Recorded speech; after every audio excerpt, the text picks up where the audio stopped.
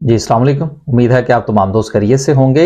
एक बात जो कि बहुत बार जो है वो हमें सुनने को मिलती है, बहुत सारे मैसेजेस आपकी तरफ से मौसूल होते हैं और उसमें इस पर बहुत ज़्यादा ज़ोर दिया जाता है कि जी इंडिविजुअल्स की निस्बत स्टॉक मार्केट में जो इंस्टीट्यूशंस हैं, जिसमें ख़ास तौर पर म्यूचुअल फंड्स का ज़िक्र किया जाता है कि जी वो हमेशा कमाते हैं, जबकि इसके बरअक्स जो इंडिविजुअल्स हैं वो मार्केट में नुकसान करते हैं। लेकिन आप ये बात ज़रूर ज़हन में रखिएगा कि आज ये हम जितनी भी गुफ्तगू करेंगे, ये सिर्फ़ और सिर्फ़ उस म्यूचुअल फंड के हवाले से होगी जिसका डायरेक्टली ताल्लुक स्टॉक मार्केट के साथ है। यानी कि स्टॉक मार्केट के जो म्यूचुअल फंड हैं, हम उन पर बात करेंगे। हम मनी मार्केट के हवाले से, एसेट एलोकेशन के हवाले से हम बात या गोल्ड के म्यूचुअल फंड के हवाले से बात बिल्कुल नहीं कर रहे। क्योंकि हमने ये थोड़ा-सा कंपैरिज़न करना है और इस बात को समझने की कोशिश करनी है कि जो आपकी तरफ से जो फीडबैक आता है, ये उसकी बुनियाद पर मैं बात कर रहा हूं कि दोस्त अब आप ये जोर देकर कह रहे होते हैं कि जी देखें जी मार्केट ऊपर जाए तब भी जो है वो इंडिविजुअल को फायदा नहीं होता, हम मार्केट नीचे जाए तो नुकसान जो है वो इंडिविजुअल्स को होता है, मार्केट ऊपर जाए तो इंस्टीट्यूशन यानी कि म्यूचुअल फंड्स जो है वो बहुत कमाते हैं, मार्केट नीचे जाए तो म्यूचुअल फंड फिर भी कमा रहे होते हैं।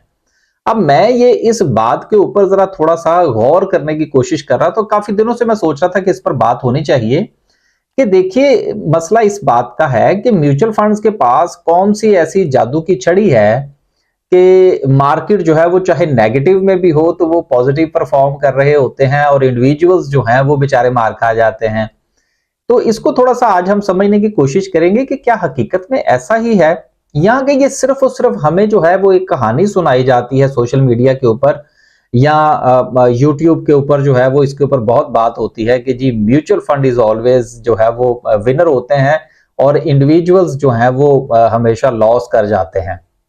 इसको थोड़ा-सा पहले आप ये समझ लीजिए कि देखिए म्यूचुअल फंड के पास अपनी जेब से पैसा नहीं होता, वो भी पैसा आप लोगों का होता है और इंडिविजुअल स्टॉक मार्केट के अकाउंट में भी पैसा आपका होता है, एक बात। दूसरी बात यह है कि आपका जो इंडिविजुअल अकाउंट है उसकी लुक आफ्टर करनी होती है आपने। आपने कौन सा शेयर खरीदना है, कौन सा बेचना है, कितनी होल्डिंग रखनी है, कितना पोर्टफोलियो मेंटेन रखना है, कितने परसेंट आपने इन्वेस्ट करना है, कितने परसेंट आपने अपने पास कैश की सूरत में रखना है। सेम इस यही सिचुएशन जो है वो म्यूचुअल फंड की भी होती है। अब ऐसा नहीं हो सकता कि म्यूचुअल फंड जो है वो सारा कुछ बेच दें और जो है वो 100% कैश पे आ जाए या वो 100% जो है वो अपना स्टॉक मार्केट के अंदर इन्वेस्ट कर दें और कैश जो है वो उनके पास जीरो हो जाए। उनकी भी अपनी स्ट्रेटेजी होती है जिसको वो फॉलो करते हैं। अब हम इस तरफ आते हैं कि जो ये कहानी सुनाई जाती है कि जी म्यूचुअल फंड जो है वो हमेशा पॉजिटिव रहते हैं और इंडिविजुअल्स जो है वो नेगेटिव में रहते हैं, चाहे मार्केट मुस्बत हो या मनफी हो। तो इसके हवाले से चूंकि सबसे ज्यादा जो जिक्र किया जाता है वो मिजान के म्यूचुअल फंड के हवाले से बात की जाती है। ये मैं कोई स्पेसिफिक नहीं ले रहा, आप किसी भी जो स्टॉक मार्केट का म्यूचुअल फंड है आप उसको उठाइए, उसकी आप हिस्ट्री देखिए। आप ये ना देखें कि जी देखें जी पिछले 3 महीने में उसने क्या परफॉर्म किया। यार पिछले 3 महीने में या 6 महीने में या 1 साल से जब से मार्केट ने परफॉर्म करना शुरू किया है, वो तो आपकी कोई भी होल्डिंग हो तो उसमें 15, 20, 25, 50% का गेन तो आ गया। तो इसमें म्यूचुअल फंड की कौन सी रॉकेट साइंस है। ये बात थोड़ा सा समझने की जरूरत है ताकि आप दोस्त अहबाब अपने आप को बुरा भला ना कहना शुरू कर दें या उन लोगों की गर्दान ना नापना शुरू कर दें कि जो ये कहते हैं जी कि इंस्टीट्यूशंस इज ऑलवेज विनर। ऐसा नहीं है। मिसाल के तौर पर मैं कुछ फिगर्स हैं ये मैं आपके साथ शेयर करता हूं, आप इसको गूगल कर सकते हैं और ये सिर्फ और सिर्फ किसी एक म्यूचुअल फंड के हवाले से मैं स्पेसिफिकली नहीं बात कर रहा। आप किसी भी बैंक का म्यूचुअल फंड उठा लीजिए, आप मिजान का उठा लीजिए, स्टॉक म्यूचुअल फंड की बात कर रहा हूं, मनी मार्केट की बात नहीं कर रहा। वो आप अल्फला का उठा लीजिए, आप एबीएल का उठा लीजिए, आप यूबीएल का उठा लीजिए, आप एमसीबी का उठा लीजिए, आप किसी का भी उठा लीजिए। अब एनआईटी का देख लीजिए आप। तो अब आप इसमें मैं आपको जो चीज बताना चाह रहा हूं वो क्या है कि म्यूचुअल फंड की जो परफॉर्मेंस है, मैं कोशिश करूंगा कि यूट्यूब का जो थंबनेल है उसके ऊपर भी ये पिक्चर लगा दी जाए ताकि तमाम दोस्त जो हैं वो उनको थोड़ा सा अंदाजा हो सके कि ऐसी बात नहीं है। म्यूचुअल फंड ने जो भी जमा तफरीक करना होती है वो आपके पैसे से ही करनी होती है, वो उन्होंने अपनी जेब से नहीं पैसे डालने होते। अब देखिए 2015 से जो है वो, अब हम इसका थोड़ा सा देख लेते हैं। 2015 के अंदर जो म्यूचुअल फंड की परफॉर्मेंस रही, स्टॉक मार्केट के म्यूचुअल फंड की, मिजान के म्यूचुअल फंड की जो परफॉर्मेंस रही, वो उसका जो आउटपुट था वो रफली 21.6, यानी कि 21.6 आप इसको चलें 22% कर लीजिए। 2016 के अंदर जो इसकी परफॉर्मेंस रही वो 17.40, यानी कि 17.5% का प्रॉफिट उन्होंने दिया। 2018 के अंदर ये -17% था। अब देखिए बात थोड़ी सी सोचने वाली है, फिर वहां पर ये प्रॉफिट में क्यों नहीं थे? पूरे साल के अंदर का जो इनका कलेक्टिवली जो इनका आउटपुट था वो फिर -17% कैसे हो गया? अगर mutual fund is always in profit, कि मार्केट चाहे जमीन बोस हो जाए, म्यूचुअल फंड जो है जी वो पॉजिटिव रहते हैं हमेशा, वो नेगेटिव नहीं होते, तो फिर ये नेगेटिव कैसे हो गए? 2018 के अंदर -17%, 2019 के अंदर -24.30। अब देखिए बात देखें जरा कि 18 के अंदर इन्होंने रफली 17.5% का लॉस था इनका, और 2019 के अंदर इनका कोई 24.3, 24.5% का लॉस है। फिर 2020 के अंदर जो इनका प्रॉफिट है वो 2.81% का है पूरे साल का, पॉइंट टू बी नोटेड। फिर उसके बाद 2021 में इनका 35% का प्रॉफिट है। फिर 2022 के अंदर -11.27 का इनका जो है वो लॉस है, और 2023 के अंदर जो इनका एनुअल रिटर्न था -2.544% का था। अब ये जितना भी मैंने आपको ये गुज़िश्ता 15, 16, 17, 18, 19, 20, 21, 22, 23 तक का जो जिक्र किया है, ये रफली 1, 2, 3, 4, 5, 6, 7, 8 और 9 साल का इनका जो है वो आपके सामने इनकी ये जो परफॉर्मेंस है ये बनती है।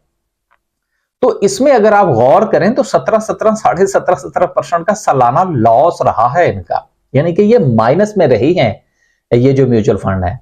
इसी तरह से आप किसी भी म्यूचुअल फंड को उठाएंगे तो उसमें आपको यही सिचुएशन मिलेगी। तो खुदारा आप इस चीज की तरफ जो है वो सोचना छोड़ दीजिए, या अपने आप को बुरा भला कहना छोड़ दीजिए कि जी इंडिविजुअल्स जो हैं वो हमेशा लॉस में होते हैं, जबकि जो आपके इंस्टीट्यूशंस हैं वो हमेशा प्रॉफिट में होते हैं। अब इंस्टीट्यूशंस के पास जो होल्डिंग है वो भी इन्हीं शेयर्स की होगी, KSE 100 की हो सकती है, KMI 30 की हो सकती है, KSE 30 की हो सकती है। डिपेंड करता है कि वो किस सेक्टर में, ये क्या वो इस्लामिक है या नॉन इस्लामिक है, वो उस पॉइंट ऑफ व्यू से वो शेयर्स का इंतखाब करेंगे, उसकी होल्डिंग करेंगे। अब शेयर जब परफॉर्म करेगा तो इंस्टीट्यूशंस को फायदा होगा। हाँ, फर्क ये जरूर पड़ता है कि अगर आप इंडिविजुअल हैं तो आपको जो भी लॉस है, प्रॉफिट है, या जो आपकी होल्डिंग है वो आपकी अपनी है, उसके ऊपर आपने एक्स्ट्रा पे नहीं करना।